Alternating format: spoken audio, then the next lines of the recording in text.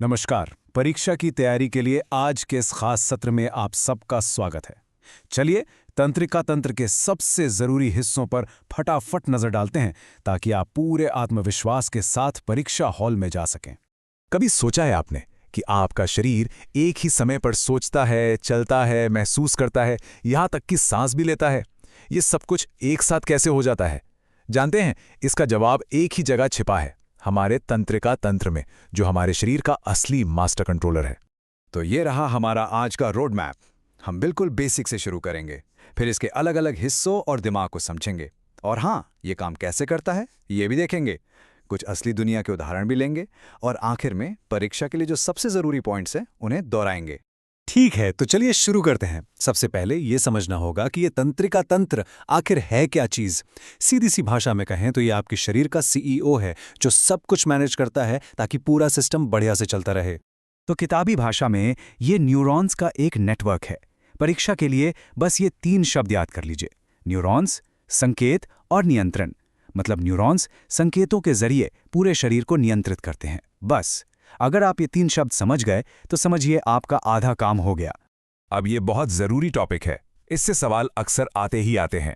Paper बनाने वालों को ये जानना अच्छा लगता है कि आपको सिस्टम के अलग अलग हिस्से पता हैं या नहीं। तो देखिए, इसे हम मुख्य रूप से 2 हिस्सों में बांटते हैं। देखिए, बहुत आसान है। केंद्रीय तंत्रिका तंत्र यानी सीएनएस, ये हमारा कमांड सेंटर है। इसमें हमारा दिमाग और रीढ़ की हड्डी यानी मेरुरज्जु आते हैं। सारी जानकारी यहीं प्रोसेस होती है और सारे फैसले भी यहीं लिए जाते हैं। और दूसरा है परिधीय तंत्रिका तंत्र यानी पीएनएस। ये उन सभी नसों और तारों का जाल है जो इस कमांड सेंटर को शरीर के बाकी हिस्सों से जोड़ता है ताकि मैसेज आ जा सके। और इस पूरे नेटवर्क की सबसे छोटी और बुनियादी इकाई क्या है? वो है न्यूरॉन। समझ लीजिए, ये एक छोटा सा मैसेंजर है। इसके 3 मेन पार्ट्स हैं: डेंड्राइट्स जो एंटेना की तरह सिग्नल पकड़ते हैं, साइटॉन जो सिग्नल को प्रोसेस करता है, और एक्सॉन जो एक तार की तरह उस सिग्नल को अगले न्यूरॉन तक पहुंचाता है। चलिए अब बात करते हैं हेडक्वार्टर की, हमारे शरीर के सुपर कंप्यूटर की, यानी हमारे मस्तिष्क की। ये पूरे तंत्रिका तंत्र का सबसे जटिल और सबसे जरूरी हिस्सा है। यकीन मानिए, आपकी परीक्षा का एक बड़ा हिस्सा इसी पर टिका होगा। मोटे तौर पर हम दिमाग को 3 हिस्सों में बांट सकते हैं: अग्र मस्तिष्क जो हमारी सोच, याददाश्त और बुद्धिमत्ता का केंद्र है। फिर आता है मध्य मस्तिष्क जो आंखों की हरकत जैसी कुछ रिफ्लेक्स एक्शन को कंट्रोल करता है।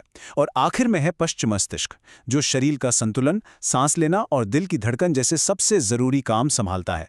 इन तीनों को इनके कामों के साथ याद रखना बहुत ही जरूरी है। तो हमने बनावट की बात तो कर ली, पर यह सिस्टम असल में काम कैसे करता है? मतलब कोई भी जानकारी एक जगह से दूसरी जगह इतनी तेजी से कैसे पहुंच जाती है? आइए इस कमाल की प्रक्रिया को समझते हैं। इसका सबसे बढ़िया उदाहरण है प्रतिवर्त क्रिया। सोचिए, आपका हाथ गलती से किसी गर्म चीज पर पड़ गया। आपकी त्वचा में जो रिसेप्टर हैं वो फौरन गर्मी को महसूस करते हैं। एक संवेदी न्यूरॉन बिजली की रफ्तार से ये मैसेज मेरुरज्जु तक भेजता है।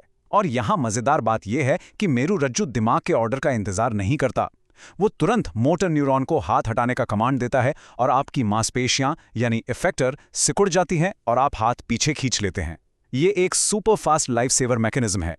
अच्छा, एक न्यूरॉन से दूसरे तक सिग्नल जाता कैसे है? ये होता है सिनैप्स नाम की एक बहुत छोटी सी खाली जगह पर। यहाँ पर बिजली का सिग्नल केमिकल मैसेंजर में बदल जाता है जो इस खाली जगह को पार करके अगले न्यूरॉन को एक्टिवेट कर देता है। ये बिल्कुल एक रिले रेस की तरह है जहां एक खिलाड़ी दूसरे को बैटन पास करता है। अब जब हम ये जानते हैं कि ये सिस्टम काम कैसे करता है, तो ये समझना भी जरूरी है कि जब इसमें कुछ गड़बड़ हो जाती है तो क्या होता है। ये बातें सिर्फ परीक्षा के लिए नहीं बल्कि असल जिंदगी के लिए भी बहुत महत्वपूर्ण है। इसका एक बहुत गंभीर उदाहरण है स्ट्रोक। ये तब होता है जब दिमाग के किसी हिस्से तक खून पहुंचना बंद हो जाता है। इससे उस हिस्से की कोशिकाओं को ऑक्सीजन नहीं मिलती और वे मरने लगती हैं। इसका असर बहुत भयानक हो सकता है। इससे इंसान के बोलने, चलने या याद रखने की क्षमता पर बहुत बुरा असर पड़ सकता है। इससे पता चलता है कि दिमाग को लगातार खून की सप्लाई कितनी जरूरी है। एक और बड़ा उदाहरण है अल्जाइमर रोग, जो हमारी याददाश्त पर हमला करता है। इस बीमारी में दिमाग की कोशिकाएं और उनके बीच का कनेक्शन धीरे धीरे खत्म होने लगता है, खासकर वो हिस्से जो याददाश्त और सोच समझ से जुड़े होते हैं। इसका नतीजा ये होता है कि इंसान की याददाश्त लगातार कमज़ोर होती जाती है। ये हमें बताता है कि हमारी यादें हमारे दिमाग की कोशिकाओं की सेहत पर कितनी निर्भर करती हैं। चलिए, अब हम लगभग आखिर में आ गए हैं, तो अब परीक्षा से ठीक पहले वाले फाइनल रिवीजन के लिए तैयार हो जाइए। आइए उन सभी सबसे जरूरी बातों को एक बार जल्दी से दोहराते हैं जो आपको एग्जाम के लिए बिल्कुल नहीं भूलनी है। ये टेबल, ये आपकी सफलता की चाबी हो सकती है। सेरिब्रम है सोचने और याद रखने के लिए। सेरेबेलम शरीर का बैलेंस बनाता है, तभी तो हम बिना गिरे चल पाते हैं। मेड्यूला ऑब्लोंगाटा दिल की धड़कन और ब्लड प्रेशर जैसे कामों को संभालता है जिन पर हमारा कंट्रोल नहीं होता। और हाइपोथैलेमस शरीर का तापमान और भूख कंट्रोल करता है। मेरी सलाह है, इसका एक स्क्रीनशॉट ले लीजिए, आखिरी मिनट के रिवीजन के लिए यह बेस्ट है। तो सबसे बड़ी और सबसे जरूरी बात जो आपको याद रखनी है वो ये है, तंत्रिका तंत्र हमारे शरीर का मास्टर कंट्रोलर है। ये हर चीज को कंट्रोल करता है। अगर आप सिर्फ इस एक लाइन को याद रखेंगे तो भी आप कई सवालों का जवाब लॉजिक से दे पाएंगे। और आखिर में बस एक सवाल, अब जब आप जानते हैं कि आपके पास इतना शक्तिशाली मास्टर कंट्रोलर है, तो आप इसका सबसे अच्छा इस्तेमाल कैसे करेंगे? सिर्फ परीक्षा पास करने के लिए नहीं, बल्कि अपनी जिंदगी में सीखने और आगे बढ़ने के लिए भी। आपकी परीक्षा के लिए बहुत बहुत शुभकामनाएं।